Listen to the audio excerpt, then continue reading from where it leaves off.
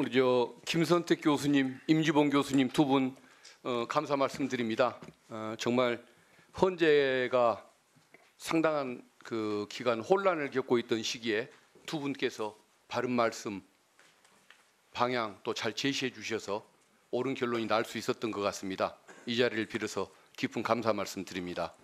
그리고 이복현 금감원장님은 제가 보기에 이제 지난 정권이 되겠죠. 윤 정권의 공직자다운 공직자를 저는 몇 명 못 봤는데 그래도 우리 이복현 원장께서 나름의 그 소신을 갖고 업무를 처리해 주시는 것에 대해서 경의를 표한다는 말씀 드리고 질문을 시작하겠습니다. 우리 최상목 장관님, 네. 본인의 잘못을 나는 인정하는 법을 못 봤습니다. 나라 경제를 망가진 부분이든 내란 이후에 취했던 행동들이든 수많은 문제가 제기돼도 항상 변명이 길지 내가 잘못했습니다, 죄송합니다라는 말을 한 번도 한 걸 못 본 것 같아요. 자, 질문 드리겠습니다. 국민과 역사의 평가만 두려워하며 국가를 위해 책임 있게 행동하는 게 공직자로서의 도리다. 누가 한 말인지 압니까? 제가 국무회의 모두 발언에 한 말입니다. 권한대행으로서 그런 얘기 하셨던 그렇습니다. 거죠? 네네. 본인은 그렇게 행동해 왔습니까? 전 행동하려고 노력했습니다. 네. 노력한 결과가 그겁니까? 자, 그럼 한번 질문해 보겠습니다. 계엄 반대했다고 그러셨죠? 네, 그렇습니다. 옆방에서 윤석열 전 대통령이 비상계엄 선포할 때 옆에 계셨던 좀 상황 아니었습니까? 그렇죠? 옆에 있지는 않았습니다만 네, 대기실에 국무회의에 참여했을 거 아닙니까? 뭐 국무회의인지 모르고 들어가는 자, 건 맞습니다. 네. 그때 말리기 위해서 찬성하지 않았다는 것 외에 본인이 말리기 위해서 어떤 노력을 했었습니까? 직을 걸고 팔다리를 붙잡고 막는 행동했습니까? 그 부분에 대한 계엄을 막지 못한 국무회의 한 사람으로서 제가 그거는 뭐 기재위나 국회 본회의에서 직을 걸고 막았어야지. 찬성하지 않았으니까 나는 반대했다라고 그렇게 얘기를 합니까? 설득을 하려 노력했습니다. 그러면 설득해도 안 됐으니까 가서 발표하시오, 내란 범죄 저지르시오라고 방관하는 게 그게 장관의 태도입니까? 뭘 그렇게 잘난 게 많아요? 제가 잘난 걸 말씀드리는 건 부끄러움을 아니고요. 하세요. 제가 항상 말이 많아요. 그리고 만역재판관 임명 계속 거부했었는데 그게 헌법 위반이라는 거 몰랐습니까? 거부한 게 아닙니다. 임명하려고 노력을 했습니다. 84일간 안 했는데 노력했어요. 제가 두 사람을 임명을 해가지고 일단 헌법재판소는 만역재판관을 묻습니다. 헌법절차는 돌아가는 노력을 했습니다. 헌법재판소가 결정을 한 이후에도 28일간 그걸 결정을 뭉갰어요. 왜 법을 안 지킵니까? 그 부분에 대해서는 저도 노력했다 말씀을 드리지 않습니까? 그걸 국무위원들하고 상의를 하고요. 그다음 그때는 또 거기 권한대 그러니까 총리께서 언제 돌아오실지 모르기 때문에 그런 경우를 두고 개긴다고 얘기하지 노력했다고 얘기하지 않습니다. 헌재가 명령을 하고 본인에게 권한이 있는데 그걸 안 해놓고 노력했다. 무슨 궤변이에요? 그리고 경호처 영장 집행 거부하고 특수 공무집행 방해 범죄 저지를 때 왜 말리지 않았습니까? 그때는 무력 충돌이 있으면 안 되기 때문에 그 부분에 대해서 제일 신경을 경호처한테 썼습니다. 저항하지 말라고 얘기해야 무력 충돌이 안 생길 거 아닙니까? 왜 아무것도 안 하고 그걸 방치했습니까? 제가 무력 충돌이 벌어지지 않도록 양측에 정말 여러 차례 주의를 요구했습니다. 부끄러움을 하세요. 그 직무유기 범죄 고발되는 거 알죠? 그리고 경제장관으로서 경제를 살릴 의지가 있었는지 자체가 저는 의문스러워요. 경제가 제일 싫어하는 것이 불안정, 혼돈 상황 아닙니까? 그래서 헌재재판관 2명을 임명했습니다. 왜 이런 전국을 혼란시키는 상태를 더 방치하고 그걸 계속 물러날 때까지 방관을 하는 태도를 취했습니까? 그리고 환율로 올라가기를 바라서 미국 국채에 투자를 했습니까? 그럼 외화를 가지고 있던 오랫동안 가지고 있던 민간인 때부터 가지고 있던 외화 예금을 됐습니다. 외화 국채로 전환한 것뿐입니다. 최순실 사건 때 국정농단 사건 때 본인이 경제비서관 하면서 재벌들한테 486억 뇌물 수금하는 역할을 했죠. 그것도 안 했습니까? 그거는 그 당시는 제가 그 정상회담에 문화재단을 참여하기 위해서 정상회담 준비 차원에서 했고요. 돈 뜯는 역할을 했잖아요. 분배하고 돈 안 내는 기업이 어디냐고 압박까지 했던 것이 본인 아닙니까? 그거는 근데 아직까지도 기소가 안 되고 사실과 있어요. 다릅니다. 그리고 그 당시에는 이거 탄핵이 문제가 아니라 그 범죄까지 반드시 기소가 돼서 서울구치소로 가게 만들 겁니다. 의원님 한 말씀 올리겠습니다. 탄핵이 문제가 아니고 그 당시에 그와 관련된 많은 분들이 저 아까 말씀하신 범죄에 다 무죄가 나왔습니다. 나는 판결에 나온 사실을 가지고 얘기하는 거예요. 박근혜 대통령 유진한 거 모릅니까? 그게 아니고 제가 미르재단 부분에 대해서 뇌물과 말씀을 하시니까 그건 무죄가 나왔다는 말씀을 드리는 겁니다. 무슨 정부 청사도 아니고 서울 구치소에 한다는 사실 곧 보여줄 겁니다. 스스로 물러나는 것이 본인의 공직자로서의 마지막 도리라는 점 분명히 명심하세요. 네. 왜 갑자기 그래요? 저 공직자를 보면 용납이 안 돼요. 천천히 말씀하세요. 공직자 자격이 없어요. 서울 중랑구갑의 서영교 의원입니다. 이게 그 문건이죠? 이게 쪽지예요? 이런 쪽지 있어요? 받을 땐 쪽지로 받았습니다. 그래서 그렇게 이게 말씀드린 쪽지예요? 겁니다. 받았을 땐 아니, 쪽지로 적으면 받았습니다. 쪽지가 돼요 이게? 이런 게 당시에는 쪽지예요? 이런 게 쪽지예요? 저는 받았을 때 그 정도 크기의 종인지 몰랐습니다. 뭘 몰라요? 이 종이가 A4 용지를 뭐 한두 번 봐요? 이만한 내용을 쪽지라고 의도적으로 숨기는 이유는 뭔가 캥기는 게 있어서 그런 거예요. 그런 게 아닙니다. 자, 여기에 예비비를 조속한 시일 내에 충분히 확보하고 보고할 것. 이거 내란이잖아요. 그리고 국가 비상 입법기구 관련 예산을 편성할 것. 국가 비상 입법기구 관련 예산을 편성할 것. 내란이에요, 내란. 그럼 내란이라고 고발을 해야지. 그리고 나서 내란이라고 바로 고발하고 온 세상에 알려야 되는 거 아니에요? 그런데 이걸 가지고 나중에 쪽지라고 얘기해요? 윤인대 차관 이게 쪽지예요? 쪽지예요? 여러분, 대한민국 국민 여러분, A4 용지 이런 거 놓고 쪽지라고 얘기하는 사람 봤어요? 지시문건이지?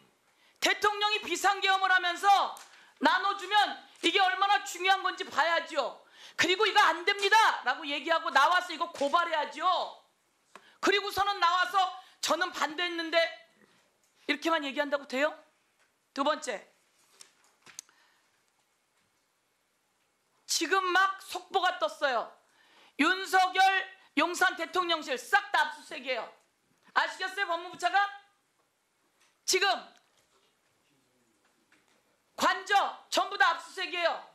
그런데 안감한 압수수색 영장을 검찰청에서 반려했다는 거예요. 이렇게 내란을 계속 동조해도 되겠어요? 세상이 안 변할 것 같아요? 세상 변합니다. 그래서 이 내용 다 알고 예비비 준비하려고 했던 최상목 관련해서 우리가 탄핵해야 된다는 거예요. 탄핵을 남발한다고요? 징계를 때리고 그 검사, 그 잘못된 사람들을 잘랐어야지. 자르지 않으니까 탄핵하는 거 아니에요. 그렇게 해서 탄핵했음에도 불구하고 제대로 변화하지 않으니까 끝내 누가 탄핵된 겁니까? 윤석열 탄핵됐습니까? 안 됐습니까? 기재부 장관. 탄핵됐습니다.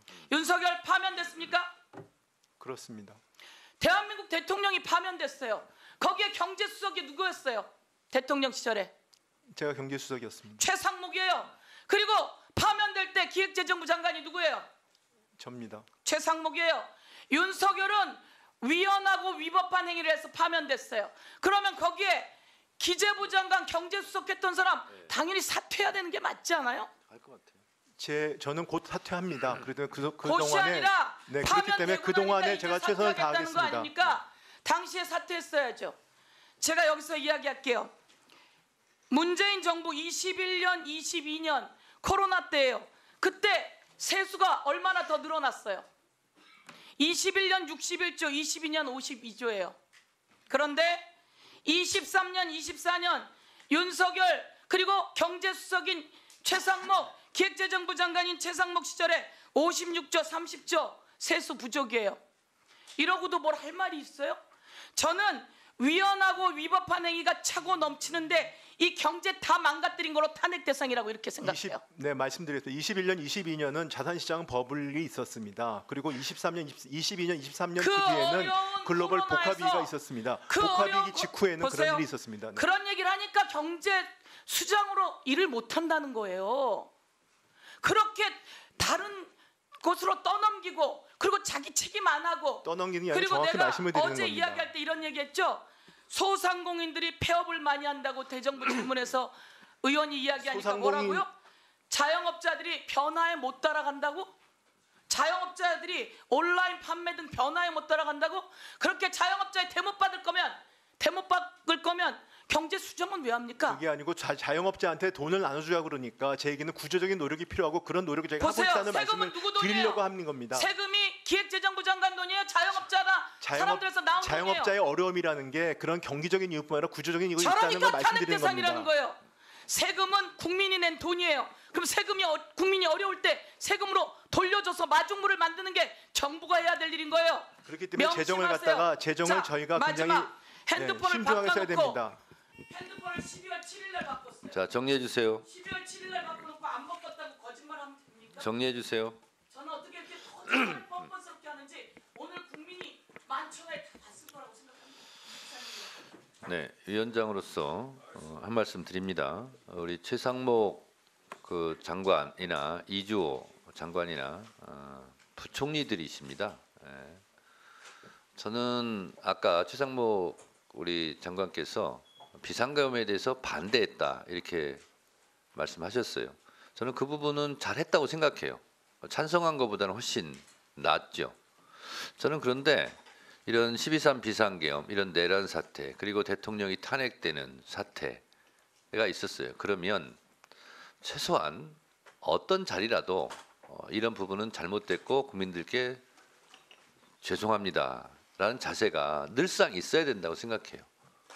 국민들께 잘못했다고 용서를 구하는 것이 10번, 100번 저는 많으면 많을수록 좋다고 생각해요.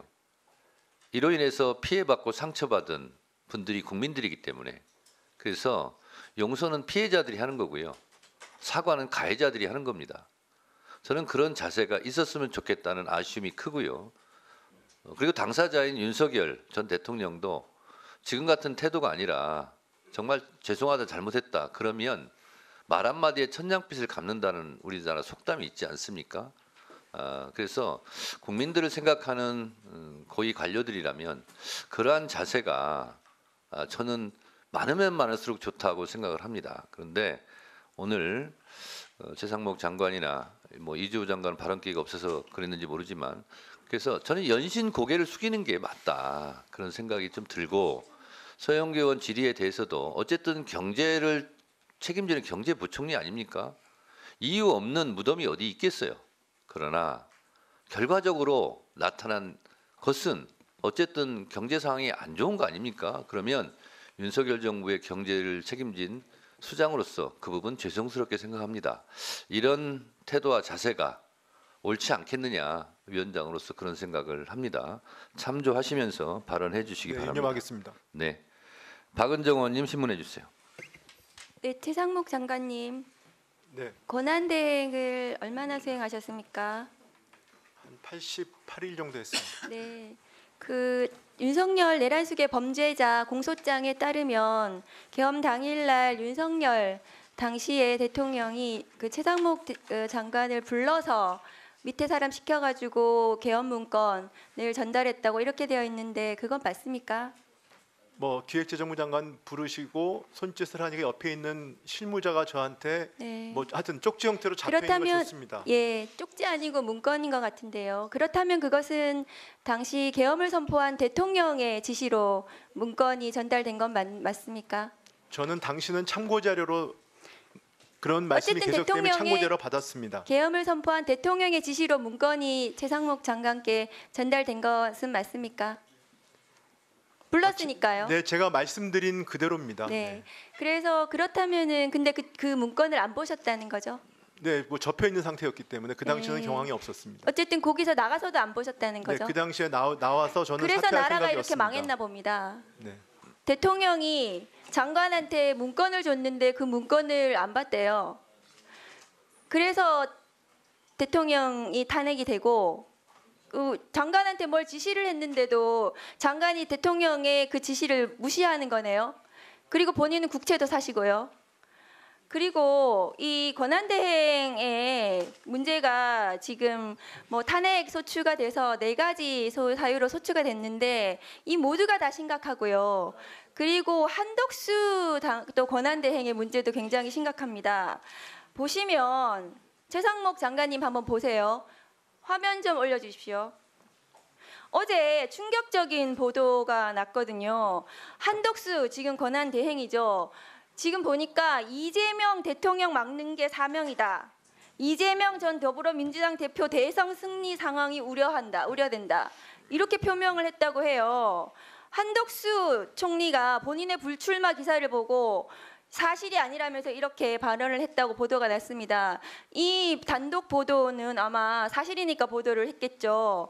그런데 이런 사람이 대통령 선거를 지금 관리한다고 합니다. 대행을 해보셨으니까 아실 것 같은데 맞습니까? 관리하는 게 맞습니까? 뭐 제가 판단에 위치 않고 저 보도는 아마 사실이 아닐 거로 생각합니다. 사실이 아닌지 사실인지 모르겠지만 이런 말 했으면 이 사람 선거 관리하면 안 되는 거거든요. 이런 사람이 지금 헌법재판관을 또 지명을 해가지고 대통령도 아니면서 저기서 앉아있는 이완규 법제처장을 본인이 지명해놓고 오늘 또 보니까 헌법재판소에 지명이 아니랍니다. 발표만 했지. 이완규 법제처장 인사검증 뭐 자료 내고 했다고 하는데 지금 알려드립니다. 지명 아니라고 합니다. 잘 아세요. 이런 사람 대통령으로 선거 관리해야 될지 모르겠습니다. 노무현 전 대통령이 청와대 오찬에서 발언한 거 가지고 탄핵 소추가 됐었습니다. 한덕수 대행이 지금 탄핵 소추 사유 하나씩 쌓아가면서 지금 대행을 하고 있는데 장관님 알고 계십니까? 한덕수 대행의 이런 행태 어떻게 생각하시냐고요? 제가 대행에 뭐에 대해서 평가를 하는 건 맞지 않다고 생각합니다. 본인도 출마 의사 있으세요? 저는 없습니다. 김선택 교수님 잠깐만 나와주시겠습니까?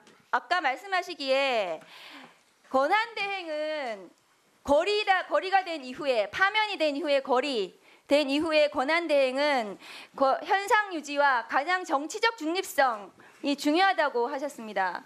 그런데 한덕수 권한대행이 지금 선거 관리를 업무를 맡았는데 특정 대통령 후보의 출마를 막는 것이 자기의 목표인 것처럼 이렇게 말하는 사람 선거 관리로 적합하다고 생각하십니까?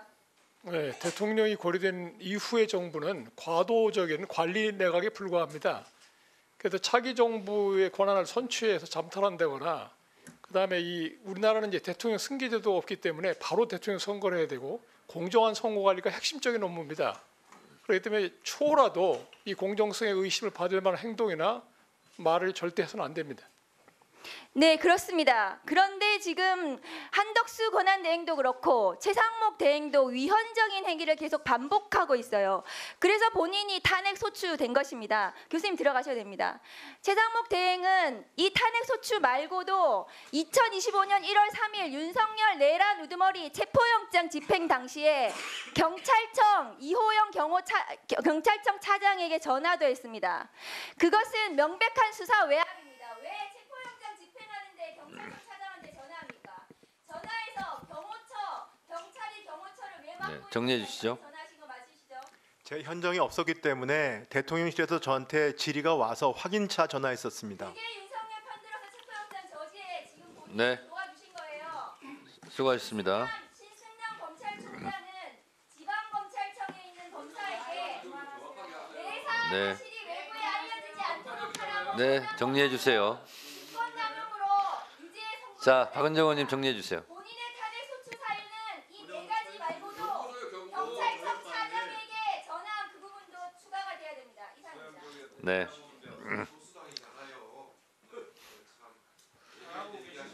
방금 곽기택 의원이 귀엽게 저한테 말씀하셨는데 앞으로 계속 그렇게 해주세요. 네. 김기표 의원님 신문하세요. 경기도 부천시의회 김기표입니다. 최상무 기재부 장관님, 네, 2024년 12월 27일 한덕수 총리가 탄핵되면서 권한대행이 됐죠. 그렇습니다. 그 전날 마은혁 헌법재판관이 국회에서 마은혁 재판관을 선출을 했습니다. 알고 계시죠? 그 전날이에요. 네, 뭐 세 분 다 한 걸로 알고 그렇죠. 있습니다. 예. 그 후에 2025년 3월 24일 한덕수 총리가 복귀하면서 대행 기간이 날수로 따지면 한 88일 정도 되는 것 같더군요. 그거 그렇게 돼서 권한대행 그만둘 때까지 마은혁 재판관 임명을 안 한 건 사실이죠? 두 분은 임명을 했습니다. 제가 묻는 것은 마은혁 재판관을 묻고 있습니다. 임명하지 않았죠? 임명하려고 노력했었습니다. 왜 임명을 안 했습니까?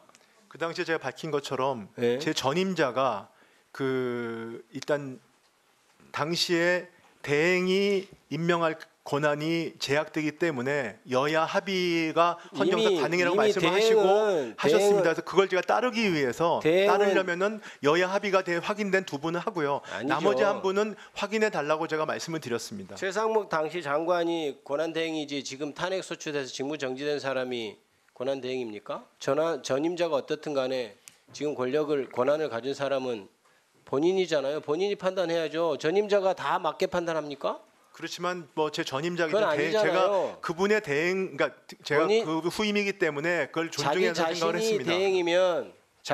대행이면 자기 자신의 책임으로 판단하는 겁니다. 전임자가 100% 맞게 판단하는 건지 알 수 없는 상황에서 전임자가 어떻기 때문에 내가 거기에 기속된다? 그게 말이 됩니까? 그리고 그래서 최선을 다해서 두 사람을 임명을 한 겁니다. 두 사람은 왜 임명했습니까? 그래야 헌법 절차가 진행된다고 생각을 했습니다. 그럼 마은혁도 임명해야죠. 그렇지만 전임자가 여야 합의를 요구하셨기 때문에 제가 그 부분은 존중해야 한다는 생각을 했습니다. 그럼 전임자가 안 하겠다고 하면 끝까지 안 할 생각이었습니까? 그러면 전임자가 진짜 내가 하루만 더 있었으면 내란했을 텐데 그러고 갔으면 내란했을 거예요? 그거는 비유가 안 된다고 생각합니다. 비유가 되죠. 왜냐하면 말이 안 되는 전임자의 판단이 말이 안 되면 본인이 바꿔서 자신의 권한으로 판단하는 거지. 그게 어떻게 전임자가 그러면 어떤 판단이면 그게 다 기속됩니까? 아니 그러면 두 사람은 헌법재판소 돌아가기 위해서 두 사람 임명했다면 마은혁도 임명해야죠. 왜 그걸 안 해요? 당연히 해야죠. 여야 합의를 기다리고 있었습니다. 마지막 한 분은요. 네? 뭐라고요? 여야 합의를 기다리고 있었습니다. 아니 여야 합의가 필요하다는 규정이 어디에 있습니까? 누가 그 말 하던가요? 누가 그런 조언 하던가요? 제 전임자가 지금 한덕수 총리께서 그러셨습니다. 한덕수 총리가 그러면 전임자가 아무 말이나 해도 다 따라야 되는 거예요? 헌정사의 관행이라고 저희가 알고 있었습니다. 국회에서 무슨 결정을 한 것이 넘어오면 이 법안이든 뭐든 국회에서 몇 표가 찬성이고 몇 표가 반대했다 이거 따져가면서 일합니까? 국가가? 정부가?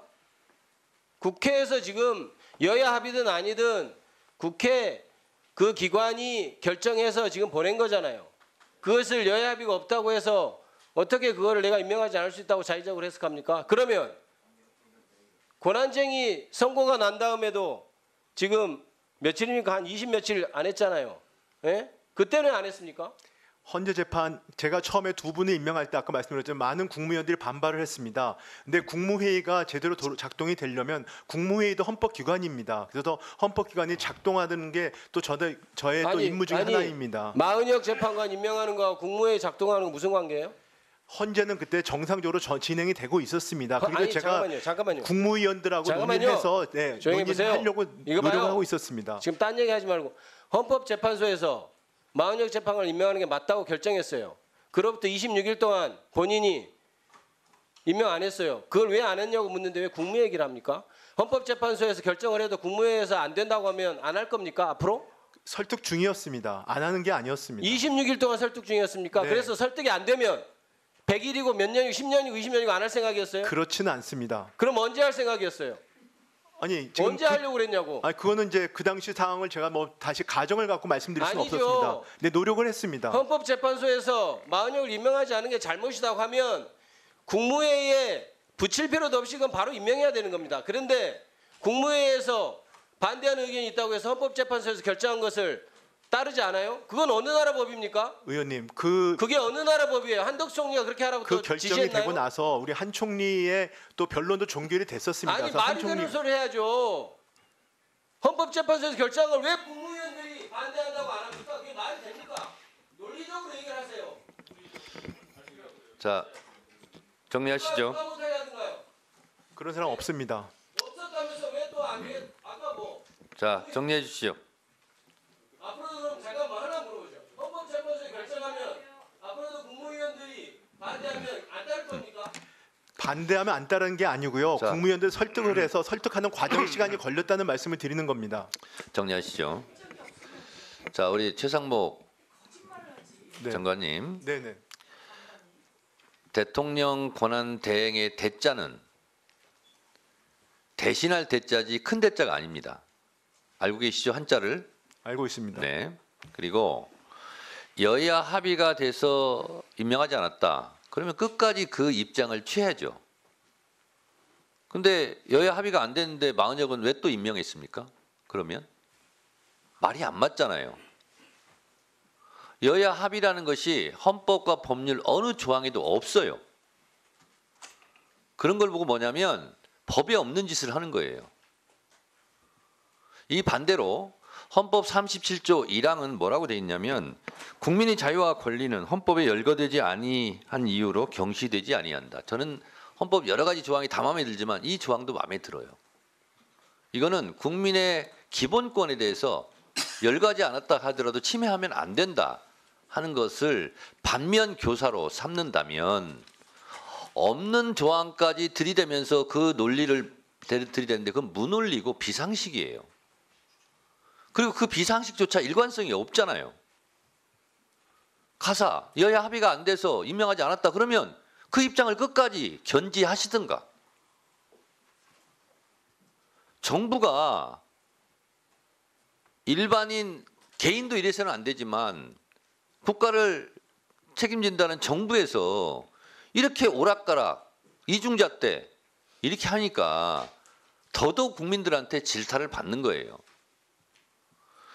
이런저런 생각이 있겠지만 이번에 헌재 재판관들도 8명이 본인의 개인적인 생각이 왜 없었겠습니까? 근데 판사의 양심으로 기각 사인을 쓸 수가 없는 거예요. 그렇기 때문에 법대로 한 거지 않습니까? 법을 괜히 만들어 놓는 게 아니에요. 도덕과 양심의 최소한이잖아요. 그래서 이 법은 도덕과 양심의 최소한이기 때문에 최소한 법은 지켜야 된다. 이런 점을 인지해 주셨으면 좋겠습니다.